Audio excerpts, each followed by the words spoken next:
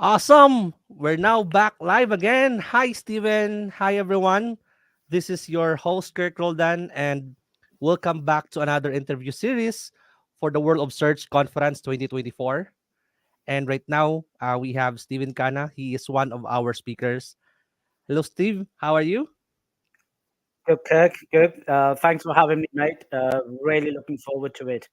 Yeah, really looking forward to it. As I said at the top of the call, your studio looks really slick, mate. I wish I had one. Yeah, thank you. You have actually. So by the way, guys, to those of you who doesn't know Steven, he is the head of English markets at WhitePress. Am I right, Steven? Awesome. And he is also the uh, industry leader for 2 decades, developing business across diverse industries like wines, content marketing, gastronomy, and restaurant service training. So, welcome, brother, to my show.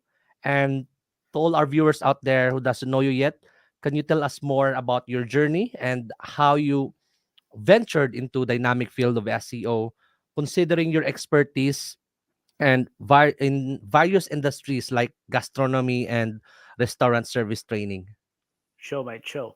I'll try and keep it a bit short. Try not to, cover my entire life story on this live webinar. Um, Okay. well, I'm actually in Poland. I've been living here for the last 9 years. And then moving from the UK, moving over to Poland because of the language barrier, which Mm, is obviously Polish is one of the most difficult languages. So I ended up moving here okay. with the idea that I've got no bloody sense what exactly am I going to be doing in Poland, considering I don't speak the language and my background's been restaurants and wines back in the UK. So one Okay. thing led to another. I got into teaching, did that for 3.5 years, absolutely loved it. But there was always that thing in me that I want to go back into sales. I want to start interacting with humans, numbers, targets. That's what gets my juices flowing. Coming up with innovative strategies in order, whether it's lead gen, whether it's closing discovery calls. Just scale up things. And then where I'm based in Poland, it's a really, really small town, really fantastic, picturesque, about 180,000 population. And then we've got this expat group where we Okay. meet up every Friday. It's called the Language Exchange. I mean, there's hardly any language being exchanged apart from gin and tonics and beers, to be Okay. honest.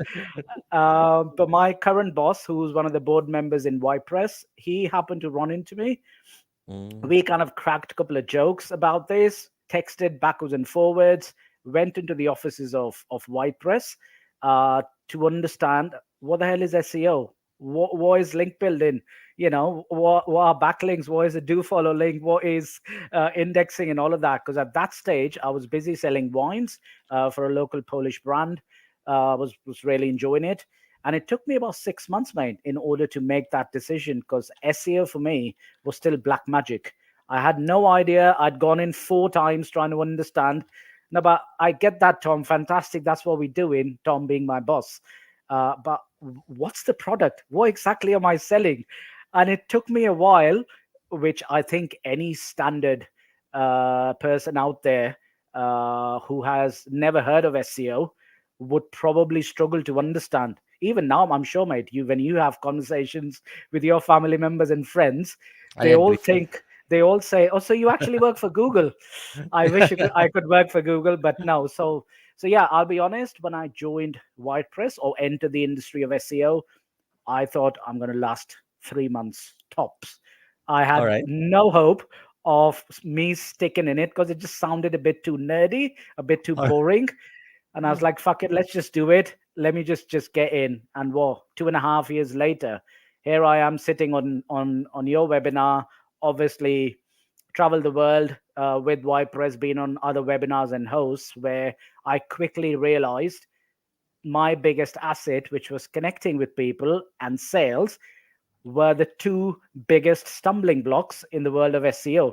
Not a lot of people are great at sales or closing leads when it comes to selling SEO services, and that's where I excelled.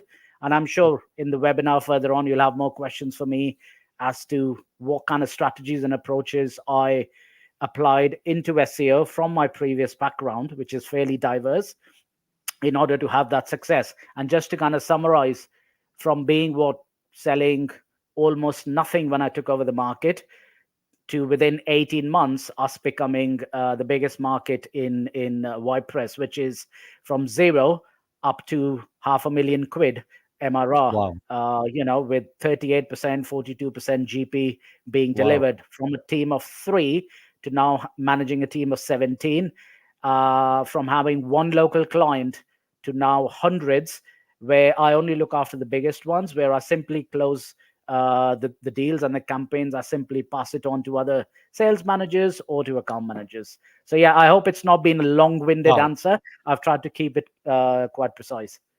Wow, what a great story, mate. Actually, we met once in Vietnam for the SU Summit Mastery. You're a nice person, and we met there. We talk a bit about SEO and all the other stuff that you're doing. And yeah, I'm blown away. And thank you so much for sharing your story right now. Actually, a lot of people are overwhelmed to know more about you. And also, we have 45 viewers right now. Hello, everyone. Thank you so much for watching. If you have any questions about Steven, his history, and also what he is doing right now, this is the right time for you to ask this question, because we also have these free giveaway tickets that we can share with you guys. Okay, so you can go to the website worldofsearchconference.com. So you can see our tickets there. Now, how to win? You can share this live to your friends, colleagues, and also check the website. And after that, you can send in the comment box below your screenshot that you're uh, going to our website. And also, you can ask questions here to those of you. We can provide you a free giveaway tickets, and our team will contact you right away. All right. So that's it. Thank you so much once again for that, Steven. So you mentioned earlier, it takes 6 months before you decided, right? That's a long time, and right now you're doing this for 2.5 years, which is really great. And you're enjoying SEO. I also saw you dancing there. So, all right. Another question, mate. What inspired you to dive into business development across such diverse section, and how has this broad experience influenced your approach to SEO? Yeah, good question, mate. BizDev always has been a bit like cracking the matrix for me, because everyone's out there shoving ads into your face, whether it's through digital marketing, whether it's through cold calling, you know. So, what is the right approach? And for me, it was quite simple. And I say that a lot. Every time I'm either having coaching sessions with people or I go on webinars, if people, which is either agency owners or biz dev managers, if they have this ground reality firmly embedded in their memory, which is likable first, sell second, I think the conversion rates would be just fantastic. Having said that, I want to delve a bit deeper into it, Okay. because the art of being liked is a very complex one, because what you need to first do is try and understand what makes you stand out. And I know that every human being on the planet has some sort of a superpower. And I'll give you a perfect example. I'm sure you've met that gentleman or seen his YouTube videos, Umar Faizan. Yeah. He's the owner of Growth Winner. Fantastic lad. The, Yeah. and he was having a similar chat with me literally yesterday, trying to get some pointers as to how he could scale his agency up. And because he's a friend of mine, I was very happy to jump on a call and pass on some pointers which I think might be good for him. Now he's got an image of Mr. Nice Guy. When you look at Umar, when you listen to his YouTube videos, it's Mr. Nice Guy. So I said use that strategy, and of course I gave him certain other pointers. Can't delve too deep into it at this Okay. stage. To form his strategy, whether it's a cold calling template, whether it's cold calling script or an email template or LinkedIn voice notes, leverage that Mr. Nice Guy image. My superpower is to make people laugh Mm. and kind of break the ice. And I knew that from the very beginning. How do I stumble upon that fact? Me being in the restaurant world for over 23 years. For us, managing expectations of 60, 80, 100, 200 people at the same time with complex choices on a menu, then to pair all of that with wine, mate, that's Yeah. like dancing on thin ice with razor blades underneath. So it's so much about understanding and the nuances of understanding personalities, approaches, anticipating what's going to happen next. So if you put all of that and you box it in one thing, you tend to then start making correct decisions after a period of time. Of course, you're going to fail. Of course, you're going to take I agree. risks. It Yeah. happens a lot. So for me, it was always because restaurant world is a very dog eat dog world where the competition is immense. And if you actually Google right now, 95% of the businesses across the world which shut are the restaurant businesses. So you can Wow. imagine how difficult it is to be Mm. actually successful. I mean, I'm sure you've read that article where there are so many restaurants in New York that if I had to go in and eat every day in every Okay. restaurant, it's going to take Okay. me 497 years in order to finish eating. So Oh, clearly, mm. there is more supply than demand. So how do you Yeah. stand out? You know, and the only way to stand out is you come up with really quirky, unique, out of the box techniques. Obviously, there has to be a personalized angle to it. But then you also need to have a firm standing on using your superpowers in order to leverage whatever you can. And of course, you win some, you lose some. That's just the nature of the game. Um, so when we were hit with these immense targets, and our targets, mate, trust me, we talk about our KPIs within the SEO world, we talk about MRR, we talk about ARR. The amount of targets we had down to a macro level in restaurants was just insane. Wow. Every seat in a restaurant had its own value, but it Mm. had to be for a period of an hour and a half, which is a standard meal time. Now, Mm. McDonald's uses this really well. Always try to sell one thing extra. So if you go up to any of the local McDonald's, I hope they still do it. Surely in the UK they still do it. There's a phraseology there. When you order for for a portion of chips, they never give you an option, small or large. They say, "Would that be large?" Now Yeah. that's playing with your psychology, you know. Yeah.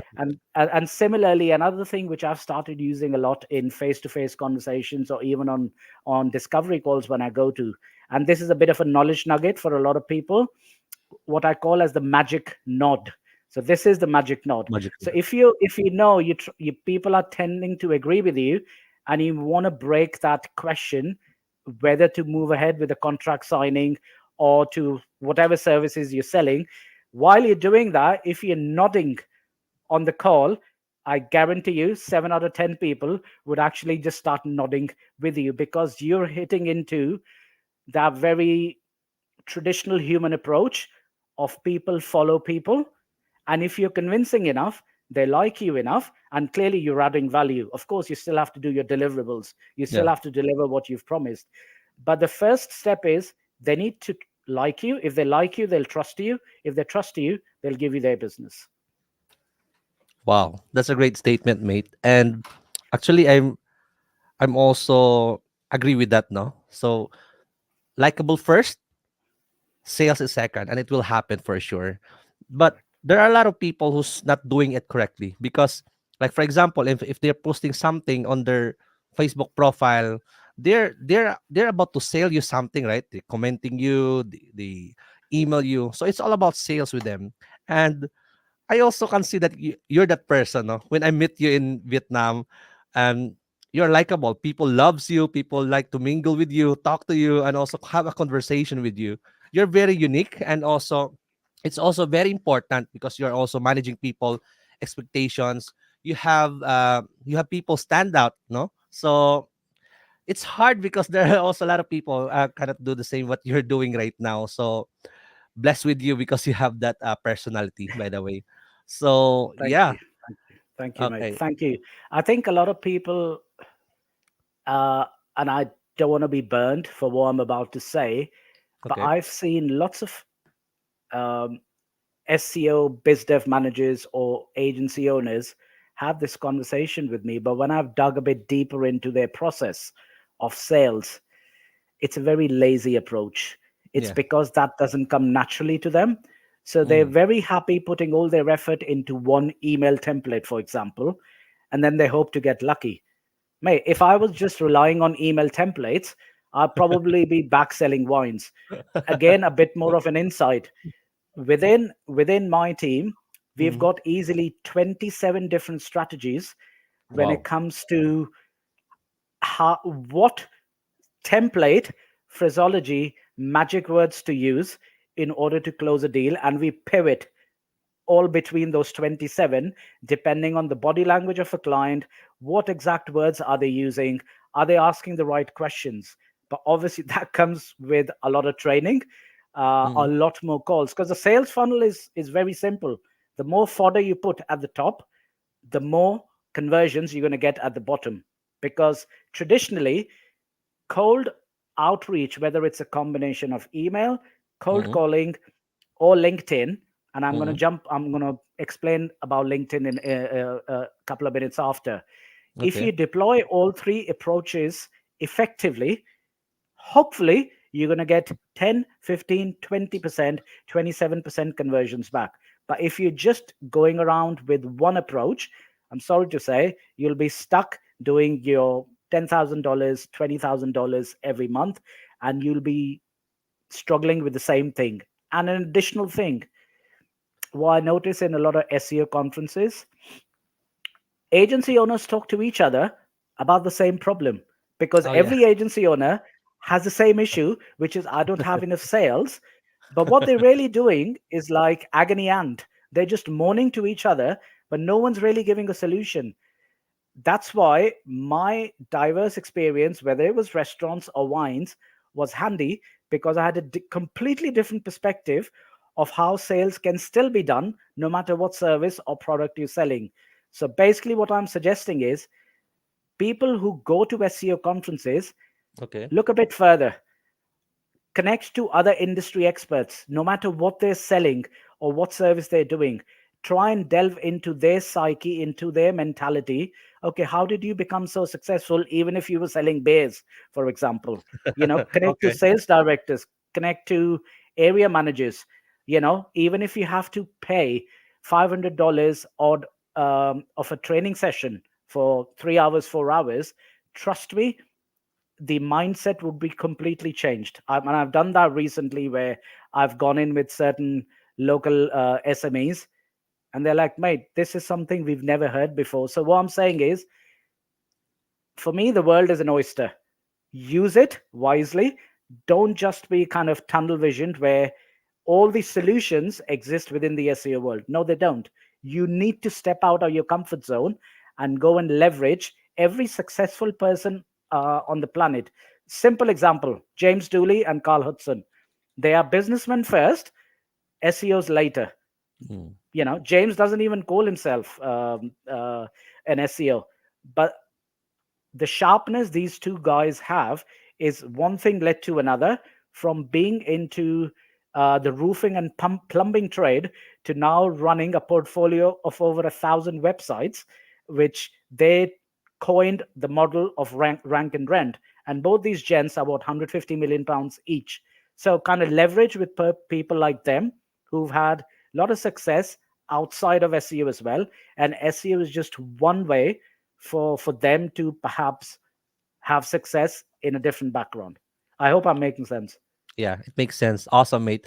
And yeah, additional problem when doing the conferences, no, and a lot since we are into SEO and a lot of people there doing SEO competing with each other, no. So what can you suggest, and also how are they going to be unique for each other since everyone is offering their SEO services together? I know, mate. That's the the age old question where people go in and they're fighting for that same lead. I'm not Correct. sure. I haven't really done my analysis well, but just out of gut instinct, having visited lots of conferences and WhitePress, we've done a lot of conferences ourselves. On an average, per lead in a conference, there are easily 11 to 12 similar agencies running after the same lead, with no future sight into, okay, is that person actually even open to do that? So this is one thing I said at the beginning of the year. Okay. There are too many conferences happening, Yeah. way too many. And I think people are doing conferences where it's now become more of a holiday. I think s- a lot of conferences need to scale back a bit and just have those really value driven, authentic conferences, just like yourselves. You know, your last year's edition. I've had so many fantastic, great things, and that's why I'm really happy to be, speaking at your conference. And these kind of conferences are really the ones which should be, in my opinion, if it's possible, allowed to even do an SEO conference, because what happens is people go into these conferences, the same questions or the same knowledge is working around. But it's a bit like Chinese whispers. Everyone's got their own opinion. So they've come in Yeah. and said, "Oh, I did this and this." But when you ask a question, when was the last time you tested this theory? Oh, a year and a half ago.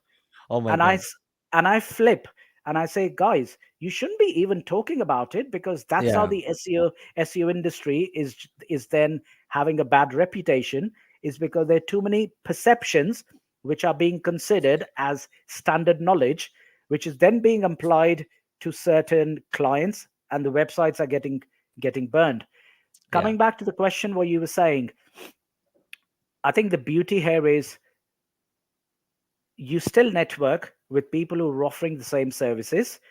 Try and have a very clear, honest communication and understanding of where the gaps are. So if your agency was brilliant in local SEO, but perhaps was not delivering too much in link building, so to speak, Okay. because the resources required are just too many. And let's assume John Smith is specializing in link building, and you know for a fact that there might be certain clients wanting this or have asked you in the past. Simply white label it, mate. Sign Yeah. your NDAs, whatever you need to do, and then go for it. But I know out of 10 conversations people would have, you'll probably your win rate or your success rate will be 2. But that's still enough. That's still good enough, because you still want 2 additional clients. Yeah. And I think that's where people, or SEOs in particular, they give up too soon. They're very happy digging deeper into Google algorithms, but they don't do enough when it comes to revenue generation. They're like, Mm. oh, fuck it. It's too much. I don't know. No one wants to get a cold call anymore. No one wants a cold email anymore. True. I agree with that, because I would also not want to. But then there are plenty of people out there within the first 7 seconds would create an impression on you for you to at least jump on a call. I'll give you a standard example. This was month 2. I had no idea who was Ferry Kashoni. Never heard of him.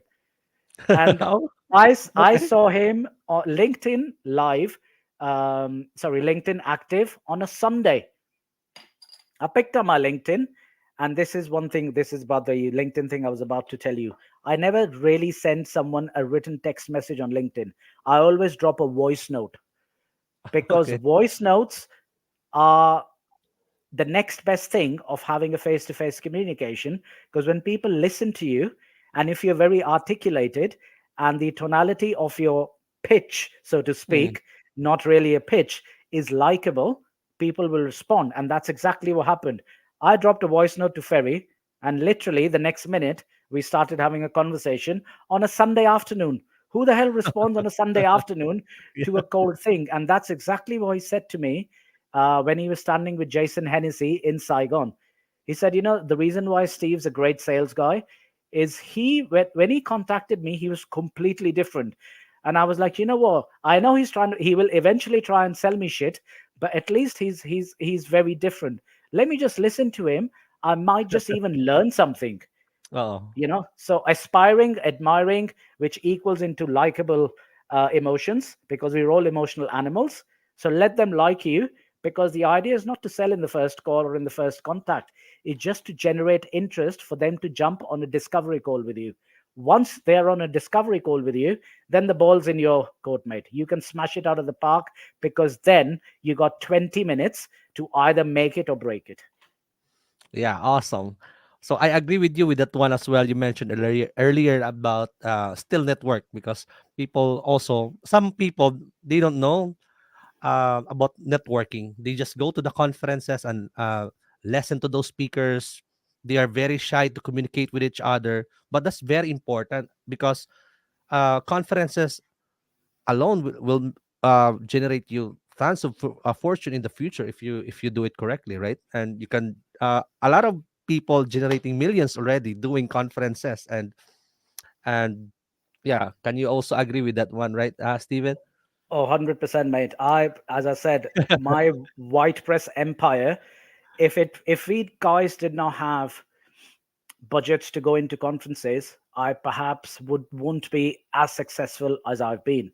The Mm, ROI on going to these conferences is just insane. The yeah. first year and a half when I measured it, it was 428%. It was just Wow. insane.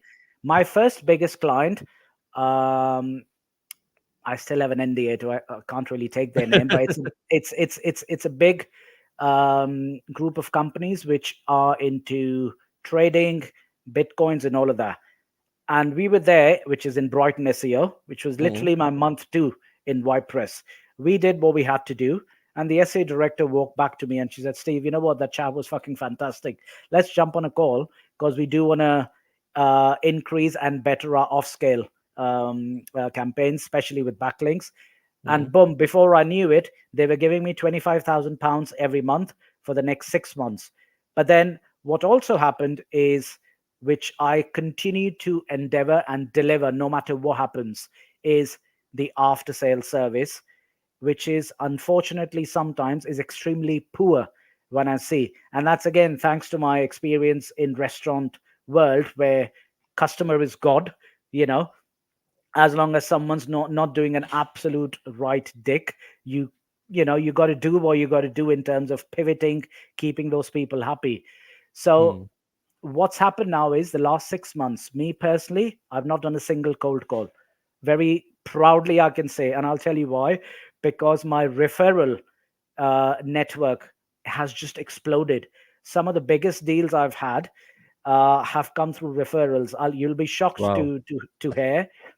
Last year, my biggest client, end of October, which gave me business worth $664,000, which made me Wow. over deliver by 33% of my annual target, came for a referral who was also a competition of me for a link building agency. Can you believe that? So it was a link building marketplace. They wanted links for themselves for a separate brand. They could not even trust their own portfolio. They came to me because they were referred to by SimilarWeb, the SEO tool out there. Yeah. I met them in Brighton SEO. They referred me to that gentleman, delivered value to him for 6 months, and then that gentleman referred me to that big Chinese brand who gave me $664,000 between October and December. How crazy that is. Awesome, mate. Yeah, we have Chris. Hi, Steven. Hi, Roji Chris. watching from KSA. William is Roger. also here watching. Hey, Chris, William.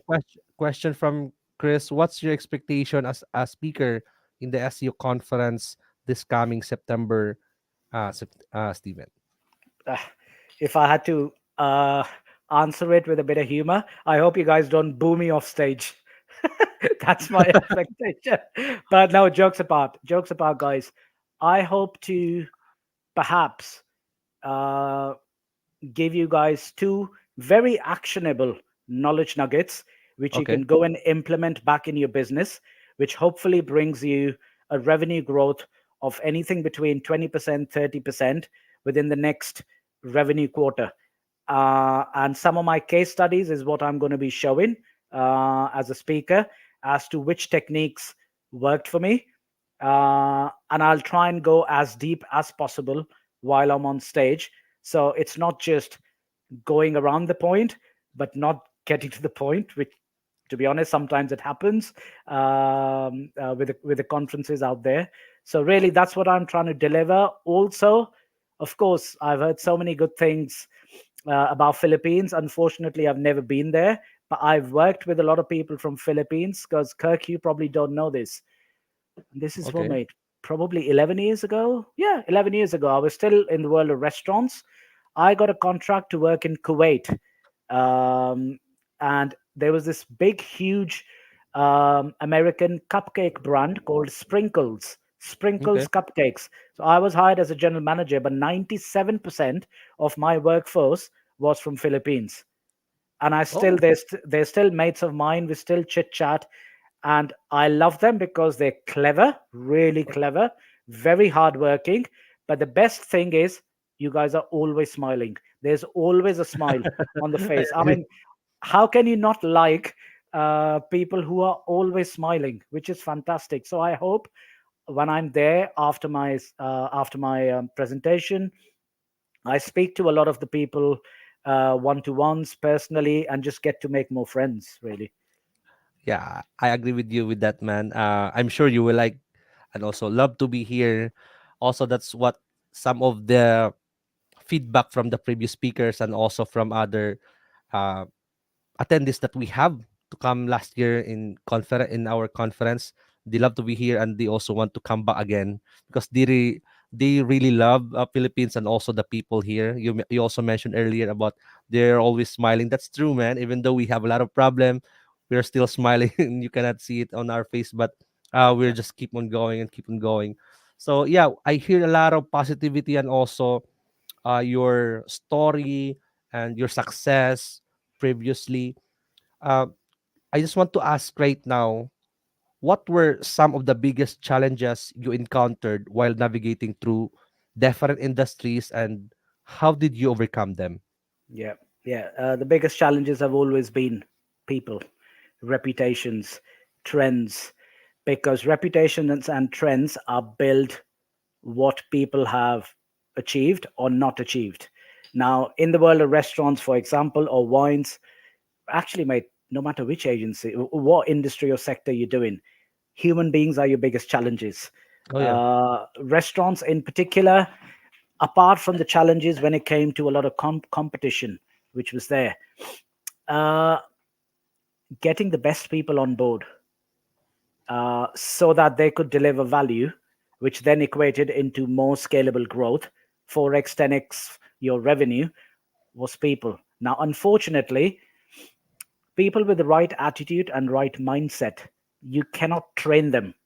You're either born with it or you can give them skills 100%. But if you don't have the right attitude to go and kill it, eat, sleep, repeat numbers, or eat, sleep, repeat service, for example, then it's a car crash waiting to happen. For example, any new sales guy I hire in my team, my first statement to them: your first 6 months is where you're going to either smash it or you're going to fuck it up.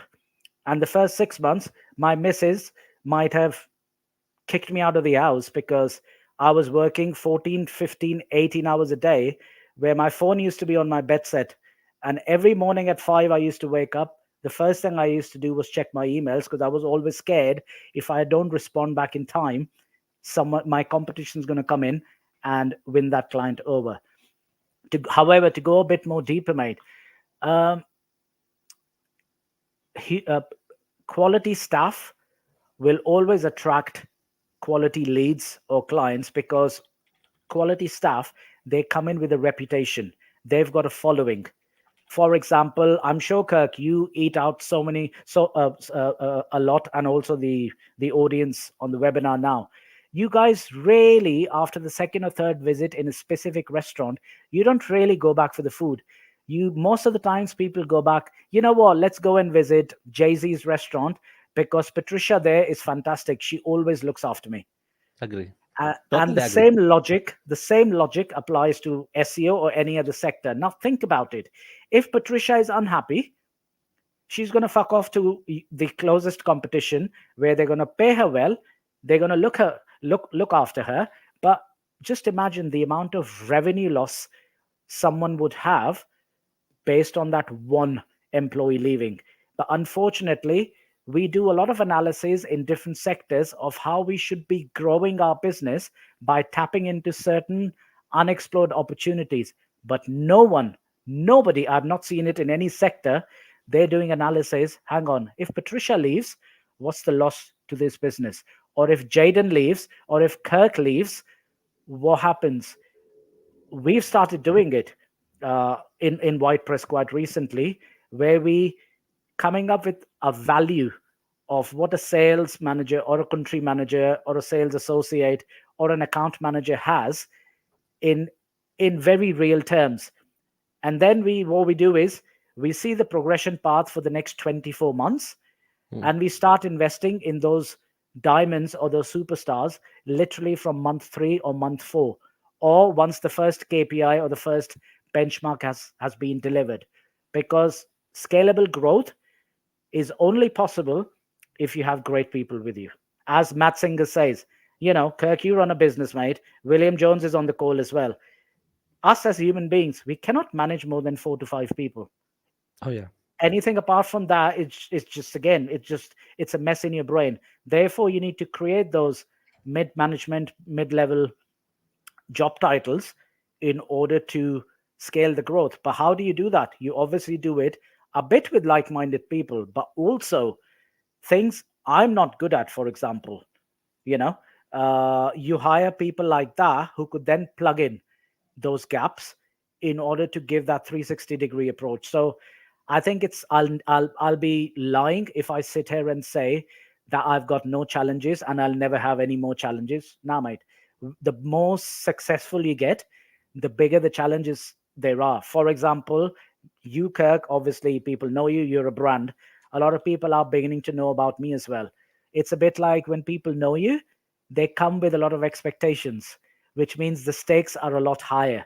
So Yeah. there'll always be challenges within businesses, but I think, as I said, if I had to really nail it down onto one aspect, it has to be looking after the quality within your organization. Awesome, mate. Actually, I learned a lot from you right now, and I just want to say thank you so much for sharing that. Yeah, right now we have about 78 viewers. Hello, everyone. Thank you so much for watching from San Juan. But actually, I'm live from Facebook profile, Facebook group, Facebook pages, YouTube as well, and LinkedIn. Thank you so much for watching, Danielle. That's crazy. Chris from Cebu. Thank you, Chris and Danielle, for watching right now. Another question. With your wealth of experience, what significant transformation have you witnessed in the SEO industry over the past 2 decades? Well, within the SEO industry. Because particularly, this is also concerning its intersection with your fields like in content marketing and also gastronomy. Yeah, yeah. Obviously, mate, it's been a challenging period this year. We all know Okay. that what's been happening with SEO. Oh yeah. Um, a lot of people go on LinkedIn and they present their opinions of, SEO is dead, links are dead.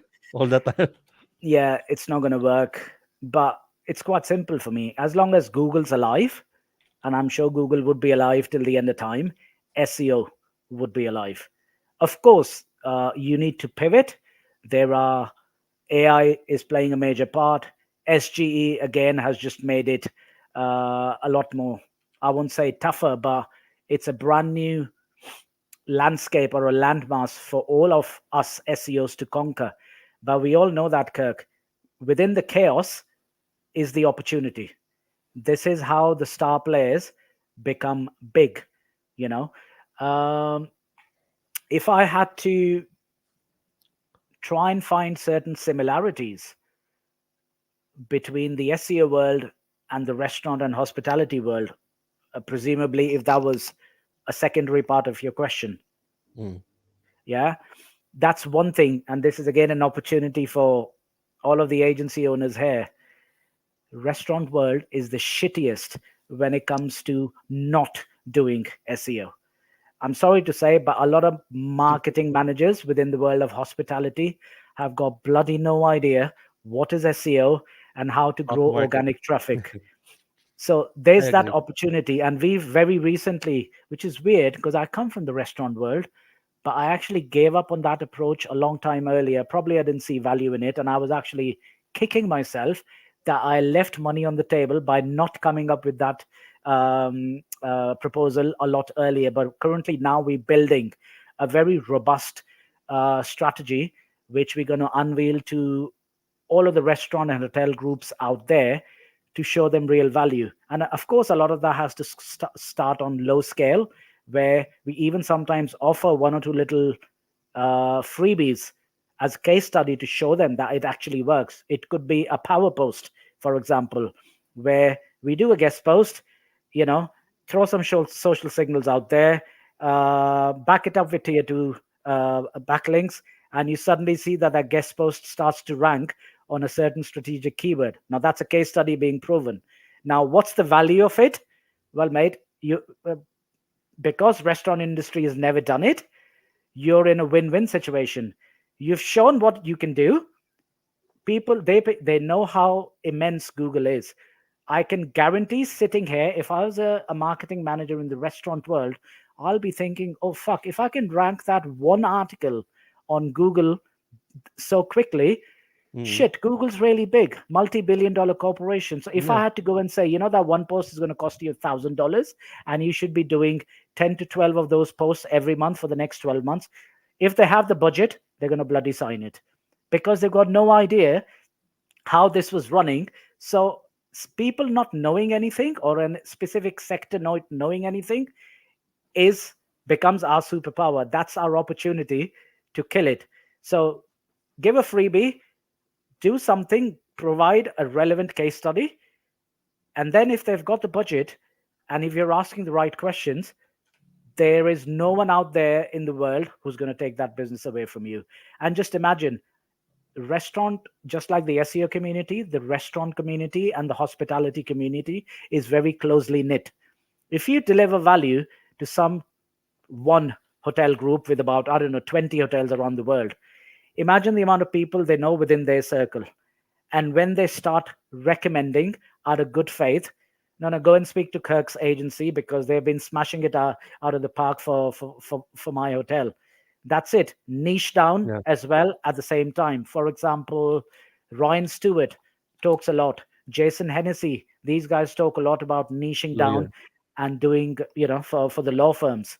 Yeah. And I know, but just try and remember, before Ryan Stewart and Jason Hennessy really started talking about niching down to law firms, no one really actually thought about it. No one was really even doing anything about it until now. Everyone's now pushing services to the law firms because they were trendsetters. But they spotted a gap in the market and they said, you know what, that's where the money is. And probably law firms, if you think about it, why the hell would a law firm need SEO? Really, it doesn't even logically, if I was an SEO, I'll be like, why the fuck would a law firm need SEO? But they still made it work. Whereas if you combine that same philosophy to restaurants and hospitality, where really there's so much of competition out there, and TripAdvisor reviews, Google reviews, people are consuming so much information online, people are Googling stuff. That is extremely relevant, but they actually don't do it. So hopefully, this is something where people should see a revolution within the next 24 months, where there might be an industry shift where the hospitality trade might be beginning to do. Again, a knowledge nugget: agency owners with SEO services, if you want more value, go to hospitality conferences around the world. Set up a stand there. Show them what SEO can do. You'll be the only one there with an SEO stand. And even if you win Wow. 20 grand a month for 5 clients, because hospitality conferences are huge, do the maths Oh, yourself. awesome. Wow. You hear that, guys? Thank you so much for sharing that wonderful advice. And hopefully you will apply that. So, Steven, what aspect of working in SEO do you find most fulfilling, especially in light of your expertise or experience across multiple industries right now?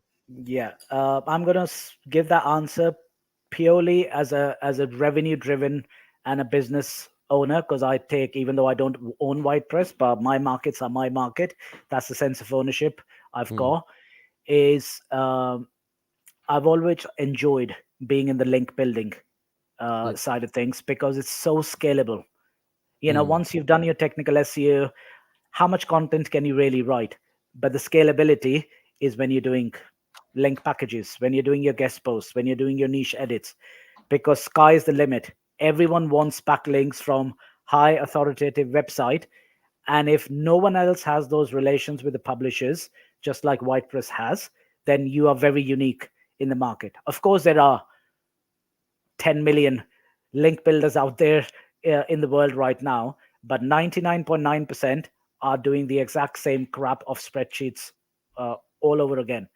Whereas reputable brands would then come in and show value. So for me, mate, link building is and always will be the most um, scalable possibility within the world of SEO, where you can become instantly successful if executed the right way.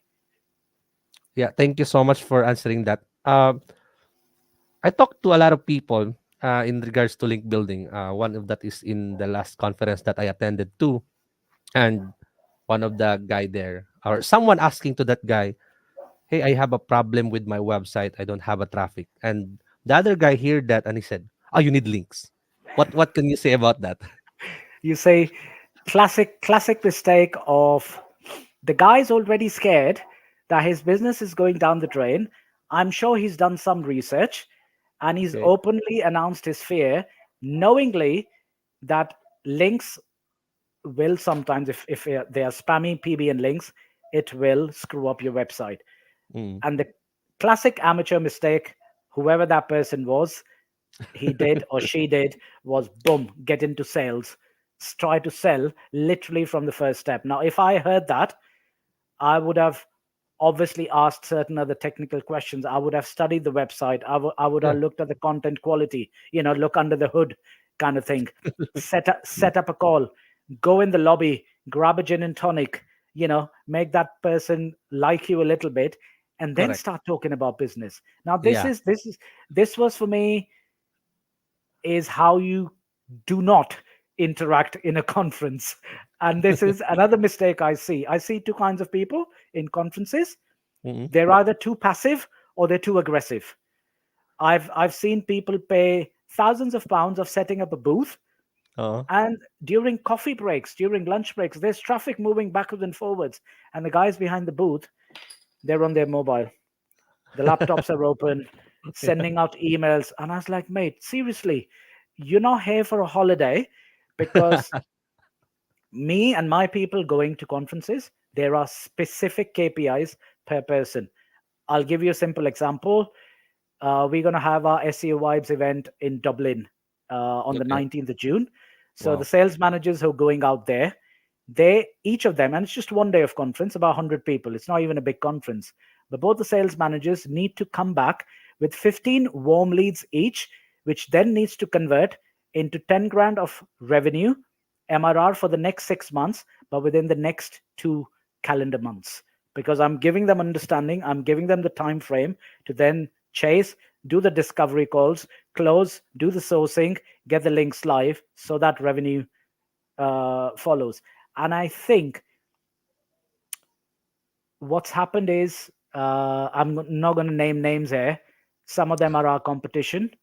Okay. They've seen what I have done, what WhitePress has done for the last 2.5 years, and they're now trying to replicate the same. And my boss comes up to me and say, "Do you know what? They're also beginning to go there." I said, "Tom, you know what? Brilliant. Let them go and burn their money, because they're going to speak to the same faces. They're already dealing with me. They're friends of mine. That's one. So you're not really going to get any new lead coming out of it. B, I know that company, they don't Mm. have the quality of people which is needed to connect at a conference. So Yeah. they're just going to show up with fantastic branding, but value is not being driven because of the branding there. Value is being driven because of the kind of people who are standing there. Brighton SEO, I'll give you a simple example. When people pass our booth, couple of my sales managers, very likable, they go and say, "Sorry madam, you need to have a chat with us because you've just entered the WhitePress zone." And they're like, "Ooh, Oh. what is the WhitePress zone?" And we've got a fortune wheel there for people to kind of spin it, have, win some prizes and all of that, but it's a bit more strategic than that. Or we sometimes go around and crack stupid jokes when we know people are tired, just to make them laugh. So people are passing, and then me and another guy, Andy, we just follow someone and say, "Do you want links? Do you want spammy links? Do you want £1 links?" Just for them to crack up a little bit, Oh. and that's enough for people to stop, laugh about that joke, and then very seamlessly you say, "Oh, yeah, I was just joking. By the way, what do you do in SEO? Because this is WhitePress." So they've stopped. They've kind of liked and laughed at your joke, and now you pitch in a very quick, summarized manner what WhitePress is, and then say, "Listen, don't believe a word I'm saying. Let's schedule a call sometime next Monday, Tuesday for 20 minutes. Get your cup of coffee, whatever you want to drink. I'll put my fancy sunglasses on. Let's have a chit chat. Even if we don't have any synergy, at least I'll make a friend for life." Now, who would say no to that? Yeah. Really? Wow. Good advices. Good advices. Yeah, to those of you or who are sponsored right now at WOSCON2024, this is a great advice sharing by Steven. Thank you so much for that. We have 102 viewers. Thank you so much. You can ask us questions here because Steven and I were going to answer your questions. And by the way, we have a free giveaway to those of you who's interested to win our free tickets giveaway. Just share this live to your friends, colleagues, or to your Facebook profile, and we're going to contact you if you're winner for this free ticket giveaway. All right. Thank you so much for that, Steven. Question: since we're talking about link building, can you please describe your approach to link building and how it has evolved over time? Yeah, yeah. Link building, of course, has become increasingly difficult because of, you know, lots of businesses being burnt, irrespective of all the updates which have happened. So for me, it's quite simple, irrespective of how aggressively sometimes our clients come to us and say, "Oh, we've never done link building, and I want to fucking try and do 50 links every month," and all of that, with absolutely no respect to the Google guidelines. Link building has to be done as close as possible to the Google guidelines. uh, Quality content, relevant content would never be replaceable.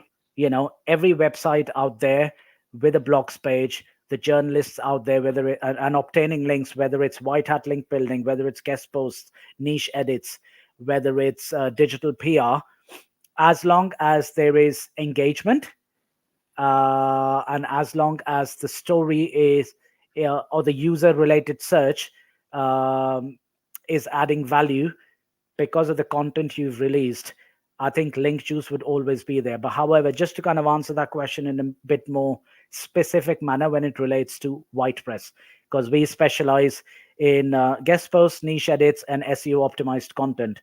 So for us, it's quite simple. uh, Guest posts have to be done in a relevant niche manner, but also quite spaced out. The anchor texts cannot be overly promotional. Try not to have anchor texts being placed in the introduction or in the first paragraph. Try not to leave a footprint, so to speak. You can't be going and publishing or trying to get published 20 guest posts within the same week. That is just calling Google up to come down and smash it. So there needs to be, obviously, lots of competitor analysis done to see, okay, your closest three competitors are probably 4,500 links more than you, but then you see how long it's been taking them in order to build those links. So come up with a viable strategy in terms of content, anchor texts, a combination of guest posts, niche edits, but also through digital PR, have a very healthy backlink profile. Because a lot of our clients, the moment they come and want to do link building with us, they're all in love with do follow, do follow, do follow, do follow. And I said, mate, no, that's not how it's. Healthy backlink profile should have a good combination of do follow and no follow. No follow links from authoritative websites would still pass link juice. Kyle Roof and Chris Pantelli from Linkify, they did a case study 6 months ago, I think 8 months ago, and they even released a video about this where if it's relevant and in its authoritative website, a no follow would also pass link juice. So I know Google's extremely harsh or very vigilant in the English speaking markets, but it's not far where the non English markets would also now start to get, you know, being brought up to task with with Google's guidelines. Sometimes other markets get away with shit, to be honest.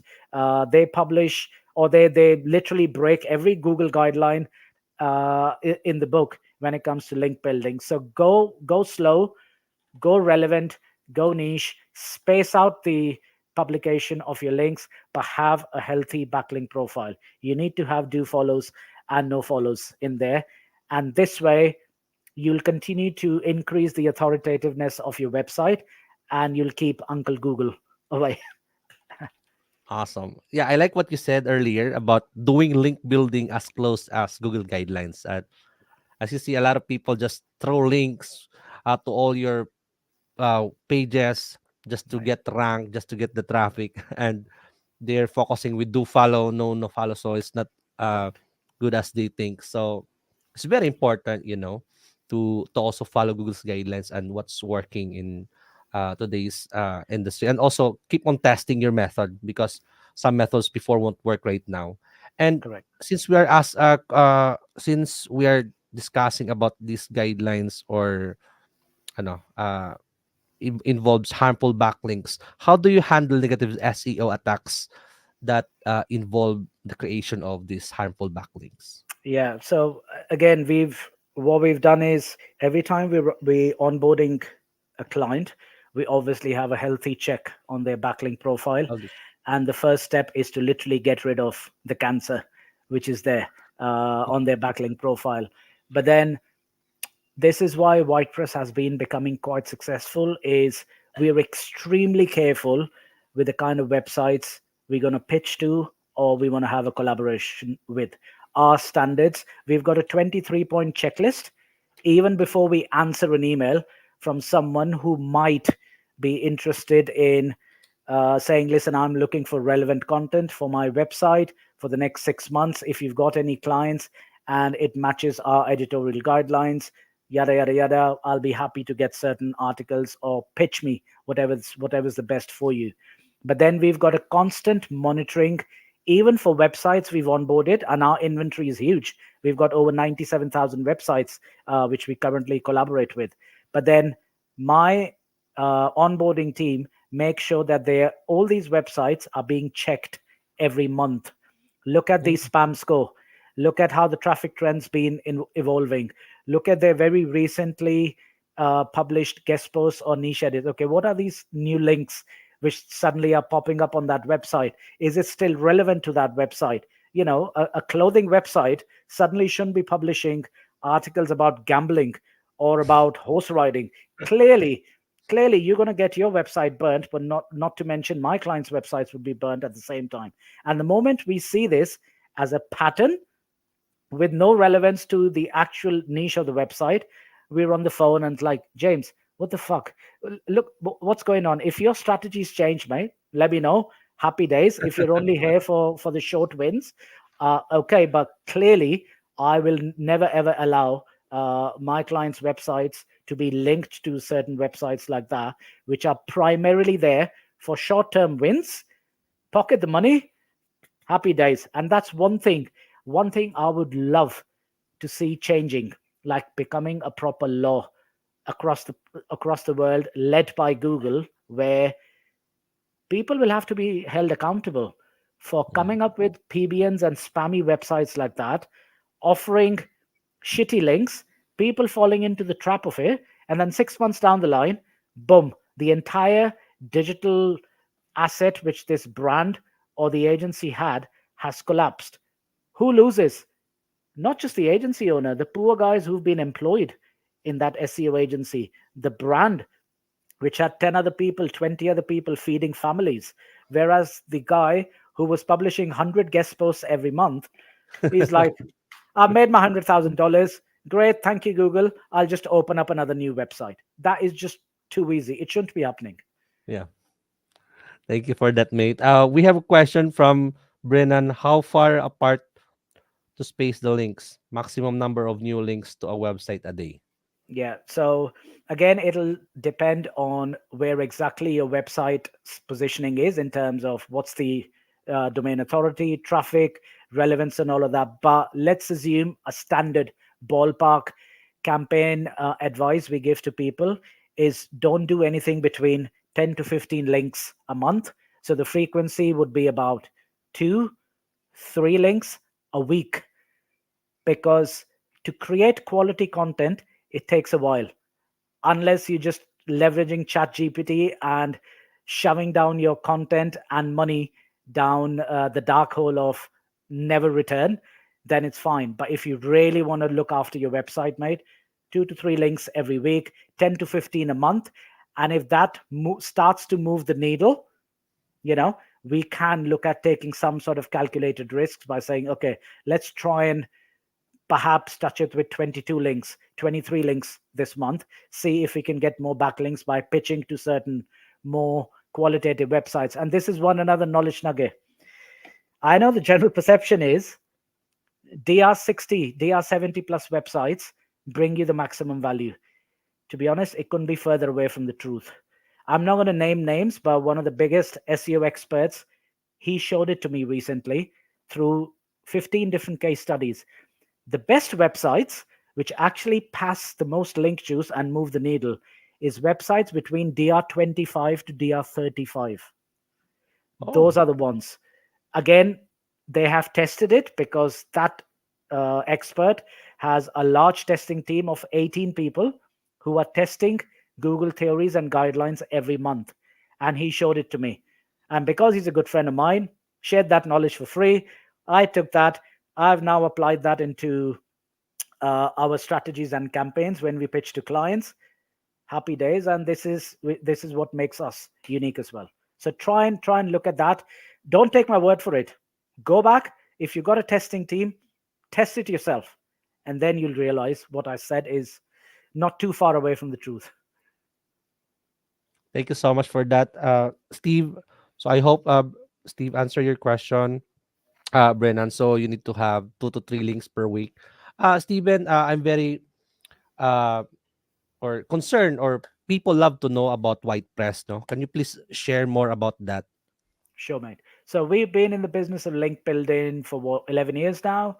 Wow. It was a small Polish startup, which has now gained and become probably the leading brand in the world when it comes to link building. We operate in 30 markets. Mm, Um, we got 12 physical offices around the world. I obviously work from Poland, where the main head office is, but we got offices in Brazil, in Turkey, Hungary, Romania, certain other places which I can't even remember. that's a lot. Yeah. This year we hoping to hit our annual target of 40 million euros, but that's only been possible because we've got over 200 committed people working for us. But let me just touch on the diversification within WhitePress. 83% of people working in WhitePress have never worked in SEO before, ever. Mm, That proves the theory, which I said at the top of the call: leverage with other sectors outside of SEO to come up with out of the box ideas, newer personalities, in order to gain momentum from those people. Everyone in my team has never worked in SEO, and we're 17 of us, including myself, and I'm the biggest market in WordPress. So what wow. it clearly says is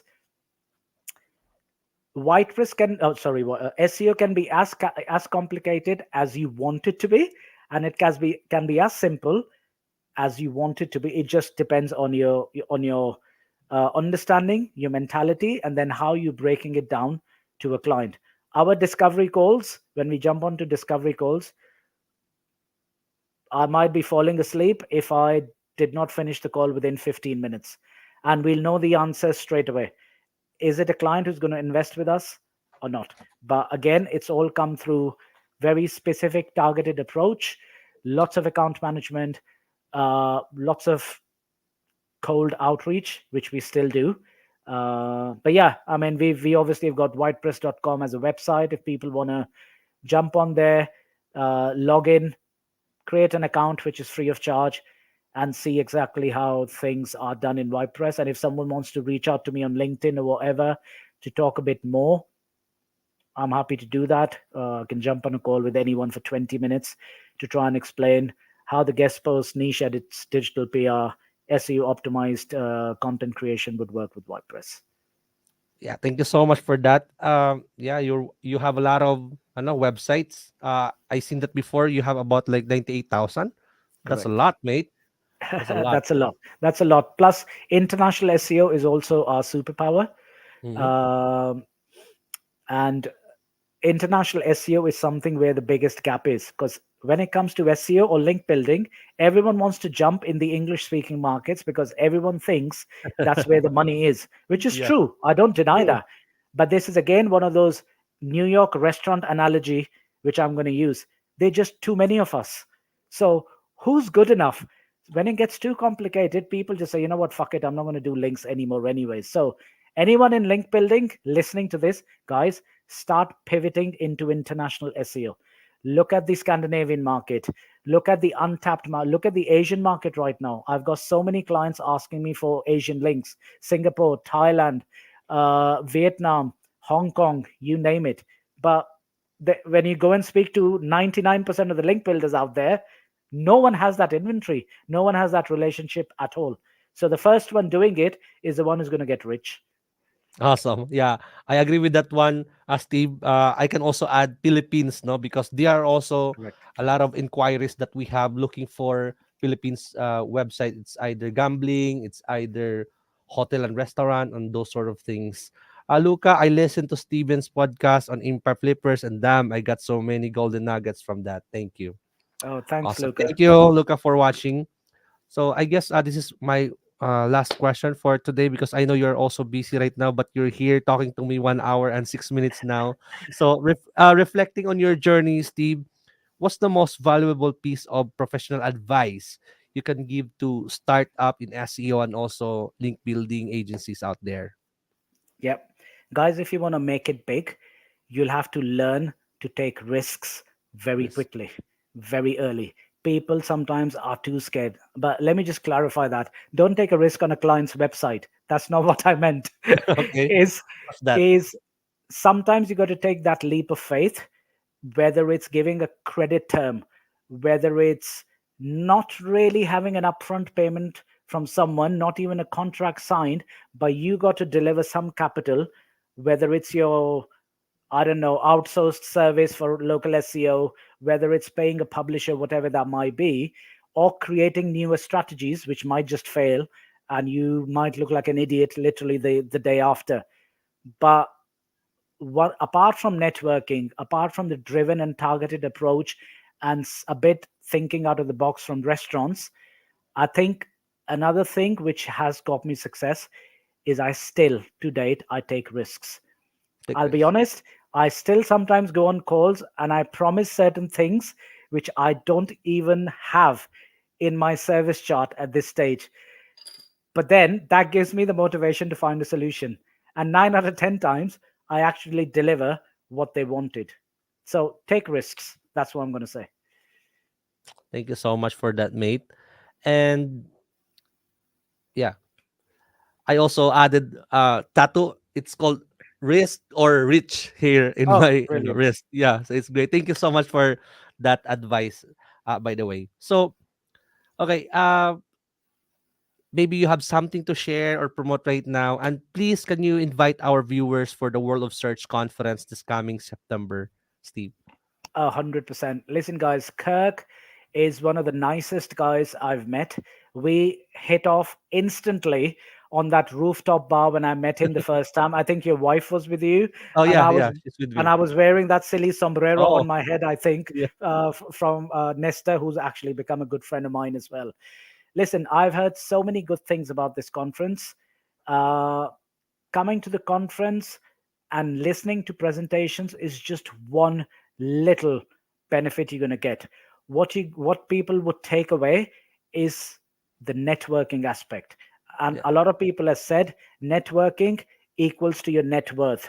So if you don't have enough high quality businessmen within the world of SEO as your friends, I'm sorry, you should change the industry and go do something else.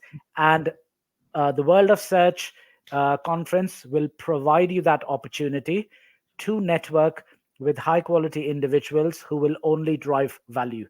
So, if you haven't bought the tickets, jump on that website now, please, and buy the tickets. And on top of that, it's Philippines.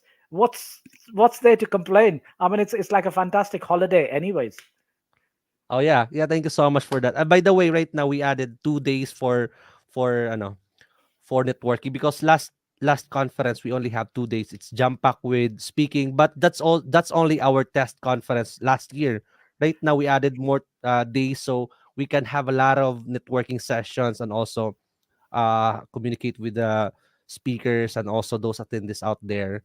So yeah, hopefully to see you guys there and also Steven. Thank you so much for accepting my invitation to be one of the speakers at our conference. Appreciate it. And I'll see you soon. And by the way, thank you so much for being on my show right now. Appreciate it. I know you're busy, but you're here. Thank you. I learned a lot from you.